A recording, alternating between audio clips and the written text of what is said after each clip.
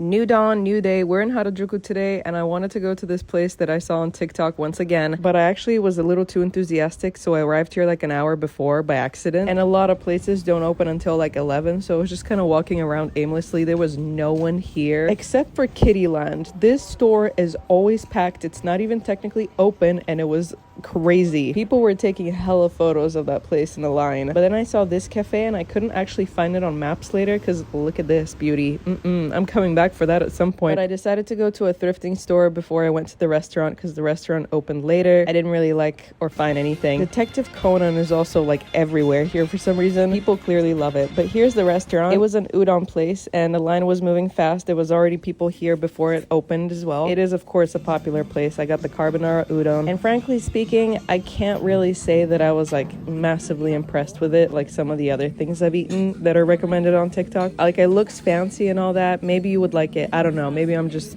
picky and I don't really like udon to begin with, so it's probably me. But you mix everything together and it emulsifies. The pieces of bacon were also kind of good, but you know, that's about it. It's not the place for me personally. I keep going past this place when I go to Shibuya from Harajuku. It's called Miyashita Park, and it's like based upon luxury stores, but on top there's an actual park, and it looks really freaking interesting. But I finally walked into like a Tower Records store. People talk about this place like religiously, you know, everyone's always in this Tower Records this, Tower Records that. Well, it's just literally like a CD store and apparently a manga store. But when I got out, I saw this, a Blue Lock pop-up store. I went looking for it, but actually it wasn't open yet. Like, it opens 2 days later. Anyway, look at these customizable Visa cards. Imagine having Gintoki on your Visa.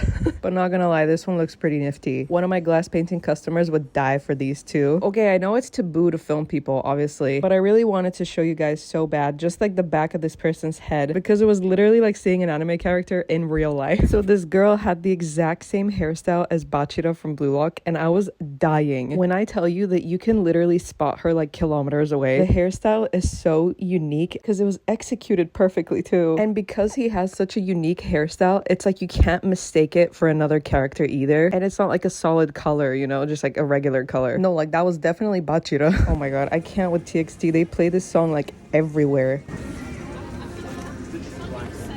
Then I went to this place called Loft, which is basically one big souvenir shop, and it has literally everything you could ask for. I was dying at these earrings, clearly, because I was zooming in and out like 100 times. And the name of this brand totally killed me, like Afterblow. Yeah, after me doing a Coke line, I would just go tss. They had tiny whiskey bottles and cutlery and all kinds of like household stuff. It was really, really fun. Also, y'all gotta tell me, like, apparently it's really hard to find a wooden bento, like a fully wooden bento, not a plastic one. What's up with that? Oh my god, the stickers. So I get out of Loft and I see another pop-up store for Blue Lock. Apparently a movie is either coming out or getting announced. Shibuya.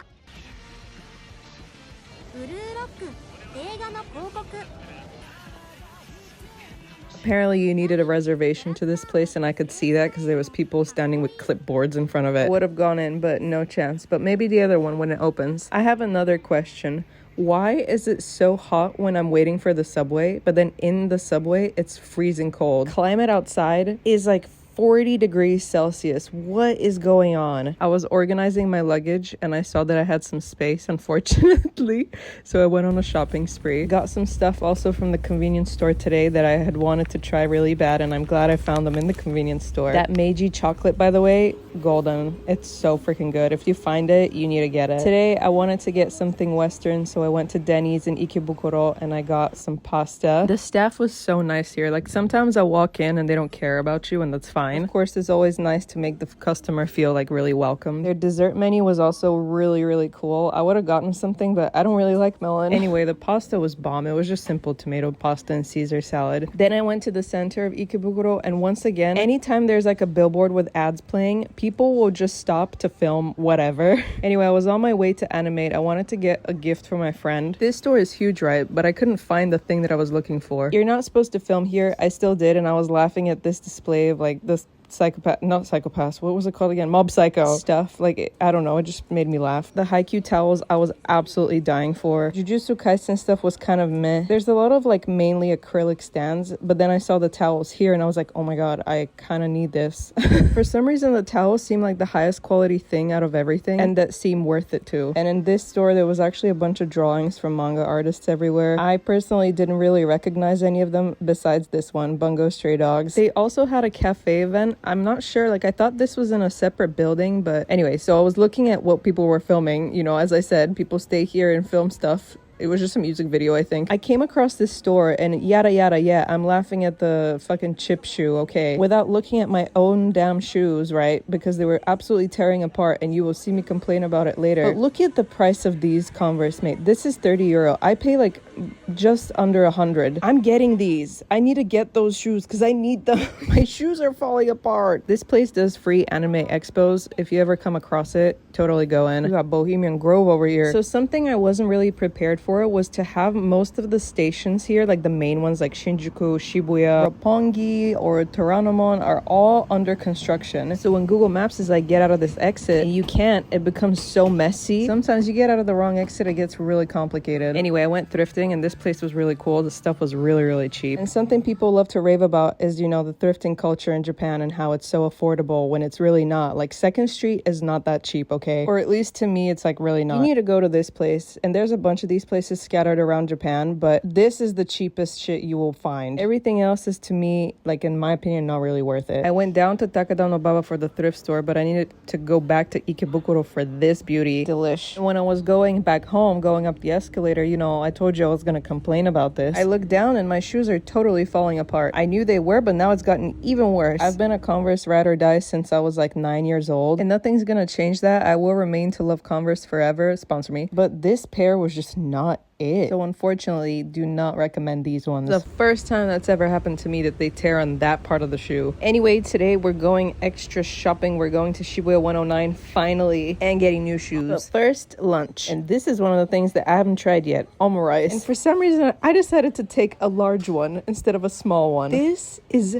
massive, okay? I did not know what I was signing up for. Never take massive, large portions ever. So here's me diving into the first bite, and it's so soft inside. It's like a little cheek. It was good. It's good, but maybe, you know, when you're trying something for the first time, don't take the largest portion ever in case you don't like it. This omurice, for example, was very foamy inside. If you don't like that, yeah, maybe skip out on this type. There really weren't signs that I couldn't film here, but it just felt awkward. The stores are all quite small. It's mainly Lolita fashion here. And the staff are standing around everywhere, so it's a little awkward to be shoving a camera in their face. But I was looking around, shopping around, and you know, Lolita fashion is quite expensive, and I'll talk a little bit later about my experience there, but I got my stuff. I was happy with it. And next were the shoes. Y'all remember on my stream, one of my streams, I talked about Windbreaker. There's so many events, and Oshinoko as well. Like, I felt like, you know, it's been a while since the anime came out, but there you go. There's always like some pop-up store or something with that going on. Finally, I came back for the gift for my friend. Can't believe anime didn't have it. Here's a pro tip, by the way. When it's raining and you're walking on something like this